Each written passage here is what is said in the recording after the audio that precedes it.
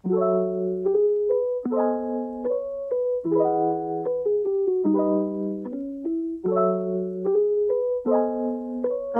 selamat malam semuanya Bapak, Ibu, dan saudara-saudari. Wah, nggak kerasa ya, sekarang itu udah AAP yang ketiga. AAP ketiga, topik pertemuan ketiga, yaitu menghidupkan liturgi Sabda dalam kehidupan sehari-hari. Pastinya liturgi Sabda sangat lekat dalam kehidupan kita sehari-hari dong ya. Apa aja ya kira-kira harus direnungkan, coba kita pikirkan dulu. Tapi sebelumnya perkenalkan, kami dari tim Kitab Suci. Perkenalkan, saya Jovanka Sentosa. Saya dipanggil Jovanka yang akan menggiring hari ini, pertemuan hari ini, bersama dengan Kak Agung dan Kak Susi. Halo. Halo, Malam. Malam ya. Oke, kita bincang-bincang sedikit yuk untuk malam ini ya, Kak Agung sama Kak Susi ya. Oke, nah sebelumnya nih, kalau malam ini kan berarti pertemuan ketiga alias kita pertemuan terakhir dari serangkaian pertemuan AAP atau Aksi Advent Pembangunan tahun 2022. Yang udah pasti kalau habis Advent ini nggak lama tahun baruan Natal, Natal dulu baru tahun baru dong pasti gitu ya. Oke, sebelumnya nih, coba kita coba pengen tanya-tanya dulu nih sama Kak Agung gitu ya. Kak Agung, coba pengen tanya-tanya dikit nih. Kan Ya. untuk menyegarkan kembali ya para pendengar gitu. Dari pertemuan ke-1 dan kedua. Kira-kira apa sih yang menjadi inti pesan dari pertemuan ke-1 dan kedua itu sehingga kita semua mempunyai benang merah dengan pertemuan ketiga ini? Ya, baik. Terima kasih Kak Fanfan. Selamat malam Bapak Ibu, kaum muda yang dikasihi Kristus yang mendengarkan siaran RRI saat ini. Para pendengar yang setia, pada pertemuan pertama dibahas mengenai pandemi COVID-19 yang juga berdampak terhadap penghayatan Ekaristi dari yang semula kita semua hadir di gereja, tapi karena keadaan pandemik saat itu kita dipaksa untuk tinggal di rumah dan merayakan Ekaristi melalui daring atau live streaming ya. Nah, kemudian pada pertemuan kedua, Bapak Ibu kaum muda, kita diajak untuk menyadari pentingnya liturgi Sabda dalam Ekaristi, di mana dalam liturgi Sabda, Yesus sendiri hadir dan bersabda atau berbicara kepada kita, dan Sabda Allah tersebut membersihkan batin kita dan mempersiapkan kita untuk dapat layak dan pantas menerima tubuh Kristus. Nah, benang merahnya dari pertemuan ke-1 dan kedua, menurut saya, penekanan pada liturgi Sabda yang merupakan bagian dari rangkaian perayaan Ekaristi dan merupakan bagian yang penting yang tidak boleh dilewatkan. Dan sesudah memahami pentingnya liturgi Sabda, maka pada pertemuan ketiga ini kita diajak untuk mewujudkan atau menghidupkan liturgi Sabda dalam kehidupan sehari-hari. Demikian, Kak Fanfan. Oke, terima kasih banyak Kak Agung. Dari Kak Susi ada tambahan Kak? Ya, Bapak Ibu dan kaum muda yang terkasih dalam Kristus, saya sedikit menambahkan, kita sama-sama yakin Allah selalu hadir dan dalam seluruh rangkaian kehidupan kita. Sumber hidup berarti setiap melakukan kegiatan kita harus dari Ekaristi. Ekaristi merupakan puncak, artinya setelah melakukan sesuatu kita kembali lagi ke Ekaristi. Karena dasar hidup kita seluruhnya kebaktian kepada Allah. Mengikuti Ekaristi berarti mengambil bagian dalam iman gereja, dan akhirnya Ekaristi merupakan dasar bagi pengungkapan iman yang kita wujudkan dalam keseharian kita. Begitu, Kak Fanfan? Oke, terima kasih banyak Kak Susia. Wah, jadi nambah pengetahuan juga ya kalau dipikir-pikir satu ke dua, dua ke tiga tuh harus sambung menyambung. Kalau misalnya lepas satu, wah hilang dok gitu sih. Oke, nah pengen nanya lagi nih Kakak Agung gitu ya, nanti ke Kak Susi lagi. Kak Agung, kalau gitu, berarti kira-kira apa sih yang jadi tujuan atau fokus gitu dari pertemuan kali ini gitu kan? Dan kira-kira targetnya tuh apa ya? Ya, baik, terima kasih Kak Fanfan. Saya coba jawab. Jadi kalau di dalam buku AAP tahun 2002 itu ada 3 alur pendalaman AAP. Yang pertama itu sasaran yang akan dituju, kemudian ada permasalahan, Dan yang ketiga adalah perwujudan atau apa yang dihayati dengan telah mengikuti pertemuan 1 dan 2. Sasaran penekanannya adalah dalam AAP saat ini pentingnya liturgi sabda dalam perayaan Ekaristi, di mana pandemi COVID-19 kita ketahui bahwa telah mengubah atau mendegradasi pendapat atau pikiran beberapa orang, di mana penting atau tidaknya hadir dalam seluruh rangkaian perayaan Ekaristi. Karena apa? Kita harus paham dan hayati bahwa perayaan Ekaristi yang merupakan puncak dan sumber hidup Katolik ini merupakan permasalahannya. Nah, pertemuan ketiga ini penekanannya dalam perwujudan atau pelaksanaan setelah menyadari pentingnya liturgi sabda. Sekarang, bagaimana perwujudannya, apa yang harus dihayati dalam liturgi sabda, itu menjadi membawa dampak ke dalam kehidupan kita sehari-hari.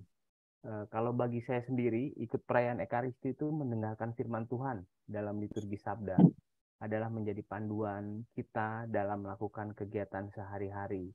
Firman Tuhan adalah sumber daya yang disediakan oleh Tuhan, sehingga kita tuh harus mendekatkan diri atau terus mendekatkan diri kepada Tuhan setiap kali hendak menjalani kegiatan sehari-hari.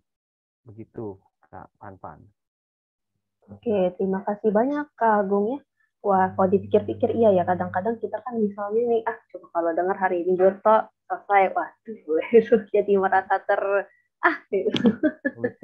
Oke. Nah, sekarang coba kita ke Kak Susi gitu ya. Kita ke Kak Susi. Nah, Kak Susi mau nanya nih gitu ya. Apa sih kira-kira yang dimaksud penghayatan dan perwujudan liturgi sabda dalam kehidupan sehari-hari gitu ya, dalam menurut Kak Susi? Contohnya yang nyata, mungkin kalau ada pengalaman boleh di-share, makasih. Oke, Ivan. Dalam pertemuan pertama dan kedua, sudah dijelaskan liturgi sabda adalah saat di mana Yesus sendiri berbicara kepada kita melalui imam ataupun lektor untuk mempersiapkan hati dan batin kita untuk menerima tubuh Kristus dengan hati yang murni dan layak. Penghayatan perayaan liturgi ini pada akhirnya harus sampai pada perwujudan sikap dalam hidup kita sehari-hari, baik dalam keluarga maupun di tengah masyarakat. Liturgi mengubah kehidupankah? Dengan mengikuti Ekaristi ini, pertanyaan ini kembali mengajak kita untuk merenungkan seberapa besar daya yang kita peroleh melalui perayaan-perayaan liturgi gereja. Cara mengukurnya gimana? Seberapa besar dayanya bagi kita? Kita bisa bertanya dengan jujur ke dalam hati kita sendiri, apakah setiap kita hadir, misa itu datang terlambat? Cukup waktukah untuk mempersiapkan diri untuk mengikuti misa? Apakah kita menghayati setiap rangkaian dari membuat tanda salib, masuk ke dalam gereja, hening dan berdoa, mengikuti setiap ritus pembuka, liturgi sabda, liturgi Ekaristi, sampai dengan ritus penutup. Nah, kita pun perlu mengingat bahwa kasih itu dibagikan bukan untuk disimpan buat diri kita sendiri, tetapi perkataan Yesus dan berbagai bacaan kitab suci juga mengajak kita untuk berbagi kebaikan, berbagi kasih kepada sesama, sehingga hubungan secara vertikal seperti awal tanda salib saat kita hadir Ekaristi, juga secara horizontal kepada sesama, sehingga hubungan vertikal dan horizontal itu menjadi seimbang. Itulah makna perwujudan liturgi sabda dalam keseharian kita. Dimulai dari menghayati, yaitu memahami isi dari bacaan, kemudian dipraktekkan secara konkret dan kontekstual dengan keadaan kita. Sehingga itu menjadi rema buat kehidupan kita. Begitu Kak Van. Wah, terima kasih banyak Kak Susi ya. Wah, ini berarti menarik ya. Kayak kita mah kalau misalnya mau bikin praktikum tuh, ya bikin rancangannya dulu. Tuh jangan praktikum. Betul. Dirancang dulu, baca teorinya dulu kan, cari-cari referensi itu baru dar kayak gitu. Soalnya kalau benar juga ya, kalau misalnya Yesus kan berkali-kali bilang ya, kalau misalnya kalau kamu bertemu dengan saudaraku gitu kan, yang paling hina ini gitu, Ya, kamu berarti sudah melawat aku begitu. Berarti kan dengan kata lain, kalau kasih disimpan sendiri, sama seperti ternyata yang disimpan sendiri, ntar bukannya berbuah malah ngebusuk gitu ya, nggak boleh dong. Oke, terima Betul. kasih banyak, mantap ya. Wah, sekarang coba kita ke Kak Agung lagi nih. Kak Agung udah cengar-cengir kuda ya. Oke, dalam pertemuan ini Kak Agung gitu ya, kita ngomongin tentang kitab suci ini agak serius dikit ya, ceritanya serius. Nah, bisa menggunakan perikop dari kitab suci yang mana gitu ya. Terus kira-kira apa sih yang menjadi pokok penting dalam kisah yang ada dalam perikop itu? Monggo. Ya, baik Kak Fanfan. Bapak Ibu kaum muda yang dikasih Kristus, penyusun bahan pendalaman iman aksi AVM Pembangunan 2022 di sini itu kan Biro AAP Kuskupan Bogor menggunakan bacaan kitab suci yang diambil dari Matius bab 21 ayat 27 sampai dengan 31b, yaitu mengenai perumpamaan dua orang anak, yaitu anak sulung dan anak bungsu. Yang keduanya diminta ayahnya bekerja ke kebun anggur. Nah, dalam perumpamaan sang ayah menyuruh kedua anaknya itu untuk pergi bekerja dalam kebun anggur, tapi tanggapannya berbeda. Jadi kalau anak sulung menjawab, "Baik, Bapak," tapi dia tidak pergi. Ayahnya pergi kemudian ke anak yang bungsu dengan pertanyaan yang sama. Nah, anak bungsu menjawab, "Aku tidak mau," tetapi kemudian ia menyesal lalu pergi juga. Sebetulnya perumpamaan itu sendiri melambangkan dua jenis manusia kalau menurut saya, yaitu mereka yang perkataannya lebih baik daripada kelakuannya, itu dilambangkan oleh anak sulung. Satu lagi adalah mereka yang kelakuannya lebih baik daripada apa yang mereka katakan. Itu digambarkan oleh anak yang kedua. Begitu Kak Fanfan. Oke, terima kasih banyak Kak Agung. Saya jadi agak sedikit kepo nih gitu ya. Jadi ini kan kalau misalnya anak sulung itu kayak heeh, ternyata enggak gitu kan. Kalau yang anak bungsu, oh enggak tapi gak enak, udah kerjain aja deh kayak gitu. Iya, Nah, iya. saya jadi ingat pernah ada istilah gitu di teman-teman saya gitu kan. Ada orang gitu dicap itu dibilangnya begini kayak apa? Badan preman hati Hello Kitty. Wow. Terus saya jadi berpikir, oh mungkin kadang-kadang iya juga ya. Jadi mirip kayak perumpamaan anak yang bungsu mungkin gitu ya. Oke. Iya. Nah, terus misalnya nih pengen nanya Kak Agung, kira-kira kamu tuh pernah nggak sih rasanya jadi kayak anak sulung gitu kan kalau pengen ngorek-ngorek dosanya? Jangan deh. Cerita doang gitu lah ya, makasih. Ya, ya Kak Fanfan. Kebetulan saya juga dalam kenyataannya saya anak sulung. Nah, tapi saya dalam membaca perikop ini, saya kadang berlaku seperti anak sulung. Jadi misalnya setelah mengikuti misa perayaan Ekaristi, pada waktu itu kan mendengarkan firman-firman Tuhan, terus mendengarkan homili. Saat itu saya berlaku seperti anak sulung. Ya, saya sanggup lah untuk melakukan firman Tuhan dari bacaan kitab suci tadi. Tapi pulang gereja dalam perjalanan, kadang ketika udah sampai rumah atau masih perjalanan, saya justru kadang tidak melaksanakan sesuai firman Tuhan yang saya dengar tadi. Misalnya tidak berbuat kasih kepada sesama yang ditemui di jalan, atau sampai rumah muncul kemalasan-kemalasan, misalnya males baca kitab suci atau berdoa sebelum melakukan aktivitas. Itulah sifat anak sulung yang kadang saya juga masih masih saya ikutin, bukan ikutin sih ya, tapi eh, yang pernah saya rasakan gitu. Begitu Kak Fanfan. Oke, terima kasih Kak Agung. Saya juga kayaknya suka gitu. Jujur-jujur aja ya, gimana ya? Kadang-kadang nih, lagi keluar dari misa tuh adem gitu kan. Nyampe depan, tiba-tiba ada, kan kita kalau naik mobil kadang-kadang suka ada yang nyalip gitu kan. Kayak langsung, woi, gitu kan, kayak langsung kata-kata, waduh jangan deh. Betul, betul. Agak-agak serem gitu. Kayaknya kalau seandainya ada berkahnya tuh hilang ya. Aduh, jangan deh. Terima kasih banyak Kak Agung. Coba kita Ya, gantian ke Kak Susi gitu ya. Oke, coba Kak Susi nih kita tambahin dulu. Kak Agungnya kita geser dulu gitu ya.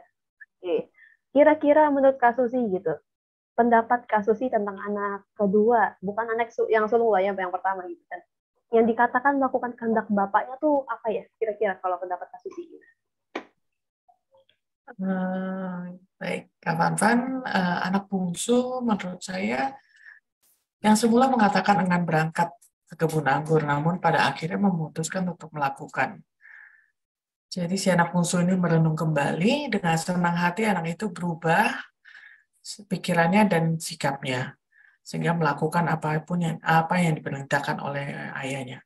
Banyak orang yang pada mulanya jahat, keras hati, merasa sama sekali tidak berguna, kemudian bertobat dan memperbaiki perilaku mereka, lalu menjadi seorang yang berhasil, pribadi yang lebih baik, di mana itu ada pertobatan yang kita sebut metanoia, itu suatu perenungan yang terjadi kemudian, dan juga metamelea, tindakan yang terjadi kemudian. Begitu Kak Van? Oke, terima kasih banyak Kak Susi. Nah, Kak Susi pengen nanya lagi dikit gitu kan. Kira-kira menurut Kak Susi gitu ya, dari ketiga pertemuan ini gitu, nanti habis ini mungkin sambung ke Agung dikit gitu kali ya. Dari tiga pertemuan ini gitu ya, apa sih yang kira-kira Kak Susi dapatkan gitu sebagai umat yang beriman gitu, kira-kira yang kok rasanya ada yang agak beda dari yang sebelumnya gitu. Ya, dengan pertemuan AP ini, kita bisa lebih melekatkan diri kita kepada Tuhan melalui firman-Nya, seperti sebelum saya keluar rumah, sebelum beraktivitas, untuk melakukan pekerjaan atau kegiatan, bisa kita awali dengan membaca sabda Tuhan ataupun doa pagi ya. Dan sabda Tuhan itu dapat kita berdasarkan kalender liturgi. Kita renungkan dan coba kita terapkan dalam keseharian kita, dan setelah itu kita bisa berdoa sebelum melakukan aktivitas kita. Terima kasih banyak Kak Susi. Benar juga sih maksudnya biar kita kadang-kadang mungkin belakangan kita suka agak lupa bangun langsung gas gitu kan. Lupa kita napas tuh dikasih sama siapa bareng gitu. Ya walaupun saya yakin kita semua pasti berdoa lah gitu ya. Nah, saya jadi kepikir gitu kan. Saya jadi dapat ilham juga ya. Pertama kali pas COVID awal kan rasanya kayak kok ada ya gitu, ada ini penyakit mana lagi skripsian gitu kan, aduh gitu. Tapi ya puji Tuhan sekarang kan situasinya udah agak mereda gitu ya. Nah, dari AAP ini pun saya memperoleh pengetahuan gitu tentang kaitan erat liturgi sabda sama kondisi kita, apalagi 2 tahun belakangan ini gitu ya. Saya jadi ingat gitu kadang-kadang kalau santo-santo saya suka kepikiran gue jujur aja gitu. Oh santo-santo bisa ya, maksudnya mereka dengan segala penderitaan mereka tetap bersuka cita gitu. Saya jadi berpikir apa mungkin yang sekarang kita rasakan tuh santo-santo mungkin seperti itu juga, berat sih emang, tapi di sisi lain kayak oh berarti di situ saatnya kita lebih mendekatkan diri pada Tuhan, mungkin seperti itu kali ya. Nah kemudian liturgi sabda juga benar tadi ya, tidak hanya didengarkan terus hilang aja tiba-tiba udah kayak download terus hilang. Nah, habis itu tapi juga perlu benar-benar dimaknai dan benar-benar dilaksanakan. Soalnya saya lupa santo siapa waktu itu. Iman tanpa perbuatan itu adalah mati gitu kan. Pasti kita pernah dengar istilah itu. Nah, ibarat biji gak dikasih air gitu kan, lama-lama kering jadi popcorn gitu. Jangan ya.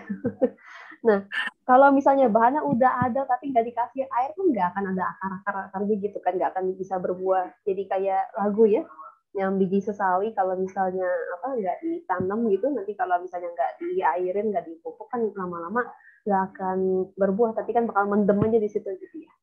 Nah, kalau misalnya disimpan buat diri sendiri gitu, kira-kira nanti malah kasihnya nggak akan berbuah kali ya Kak Agus sama Kak Susi. Oke. AAP 2022 ini juga saya pikir menyadarkan kita semua gitu bahwa kewajiban beribadah itu tetap harus dilakukan dalam segala situasi gitu. Apapun itu, mau senang mau susah, ayo gitu kan. Tapi lebih baik lagi kalau seandainya apa yang udah kita ketahui itu ditindaklanjuti dengan semangat dan kasih gitu ya. Serta jangan lupa pertolongan bimbingan dari Roh Kudus gitu. Saya jadi ingat dulu pernah almarhum Romo Alfonso Sebatu gitu pernah cerita kalau seandainya misalnya kita merasa wah ini kira-kira kita target keburu apa enggak ya gitu, atau kan misalnya kita lagi dalam situasi yang agak riskan gitu, kritis, kan jangan lupa minta pertolongan Roh Kudus melalui pantaran Yesus gitu, supaya kita setiap harinya pun semakin dikuatkan dalam iman gitu kan. Oke. Nah, sebelum mengakhiri pertemuan ini, pengen nanya nih, apa mungkin Kak Agung gitu ya, apa sih kira-kira pesan Kak Agung gitu untuk para sahabat kita nih dalam penantian kelahiran Tuhan kita, Yesus Kristus Sang Juru Selamat gitu. Ya, baik, Fan, malam Bapak, Ibu, kaum muda. Jadi pertanyaannya pesan yang untuk penantian kelahiran Tuhan Yesus Sang Juru Selamat ya. Jadi menurut saya masa penantian kelahiran Tuhan Yesus Sang Juru Selamat itu harus diisi dengan pertobatan. Sehingga dengan telah mengikuti AAP 2022, seperti yang Romo Haruno juga sampaikan, Romo Paroki kita, jadi kita semakin mempersiapkan diri kita untuk menyambut kedatangan Kristus. Persiapan yang terbaik adalah mulai menyadari pentingnya mengikuti perayaan Ekaristi dengan tidak datang terlambat, terus mempersiapkan diri untuk menyambut kedatangan Yesus Sang Juru Selamat. Dan puji Tuhan, kita juga telah mempersiapkan diri bersama-sama menyambut kedatangan Yesus Sang Juru Selamat kita melalui AAP yang pastinya relevan dengan hidup kita saat ini. Kiranya renungan mengenai liturgi sabda tidak berhenti sampai di sini saja, tetapi dibawa dan terus dipraktekkan dalam keseharian kita sampai seterusnya, gitu Kak Fan. Mari kita senantiasa bersiap-siap dan melakukan yang terbaik dalam hal kebaikan, sehingga kita bisa pantas untuk bersukacita menyambut kedatangannya. Begitu. Oke, terima kasih banyak Kak Agung. Dari Kak Susi, apakah ada tambahan? Ya, kita ya sebaiknya mempersiapkan diri dengan cara, ya salah satunya dengan mengikuti AAP ini, gitu. Sehingga kita menyambut kedatangannya itu dengan lebih mantap diri ya gitu. Oke. Oke, terima kasih banyak Kak Susi. Berarti dari Kak Susi sama dari Kak Agung, kita intinya pesannya sama sebenarnya gitu ya. Mau dibilang kalau misalnya dengan masa AAP ini, apalagi dengan tema ini, yang sebenarnya setiap hari kan kita ketemu gitu kan, tapi ternyata mungkin kadang-kadang kita nggak sadar, atau mungkin bahkan kita ngerasa kayak, oh kita harus memperkaya diri kita lagi, nggak hanya dengan keseharian kita, tapi juga dengan liturgi sabda dalam kehidupan kita sehari-hari gitu. Bacaan hari itu apa sih gitu kan, hari itu kita harus ngapain gitu. Baik, berarti dari kenapa? Ya betul. Oke, baik, terima kasih banyak Kak Susi, terima kasih banyak Kak Agung atas waktunya, juga terima kasih para pendengar, Bapak, Ibu, dan teman-teman yang terkasih. Selamat menyambut Natal, semoga kita semua senantiasa berada dalam lindungan Tuhan. Bye-bye, terima kasih banyak semuanya. Terima kasih, selamat malam. Selamat malam. Tuhan Yesus berkati. Amin.